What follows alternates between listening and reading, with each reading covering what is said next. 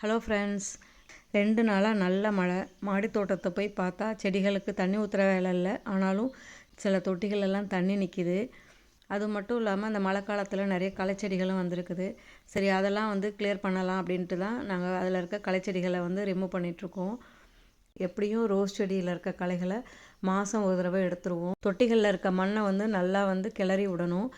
அதுக்கப்புறம் இடுபொருட்களும் வைக்கணும். இப்போ மழை நேரங்களில் இடுபொருட்கள் வைக்கக்கூடாது. ஆனால் மாதம் ஒரு தடவையாவது நம்ம நல்லா மண்ணை கிளறி விடுறதுனால நல்ல பொலபொலப்பு தன்மை இருக்கும். பூக்களும் நல்லா பூக்கும். அதே மாதிரி பார்த்திங்கன்னா கேக்டஸ் நம்மள்கிட்ட நிறைய இருக்குது. கேக்டஸ் சின்ன தொட்டியில் வச்சா அழகாக இருக்கும். அதே சமயம் அதில் களைச்செடிகள் அது எடுக்கிறது ரொம்ப கஷ்டமாக இருக்கும். இந்த மாதிரி மழை நேரங்களில் எடுக்கிறது ரொம்ப ஈஸி. அதனால தான் இன்றைக்கி அந்த களைச்செடிகளையும் எடுத்துகிட்ருக்கோம். கேக்டஸ்க்கு வாரம் ஒரு தடவை தண்ணி ஊற்றினா போதும். ஆனால் அந்த மழை நாட்களில் நிறைய தண்ணி வந்துடுது. தொட்டிகள்லேயும் தண்ணி தேங்கிடுச்சுன்னா கேக்டஸ்லாம் அழுக ஆரம்பிச்சிடும். அதனால் அதையும் எடுத்துகிட்ருக்கோம்.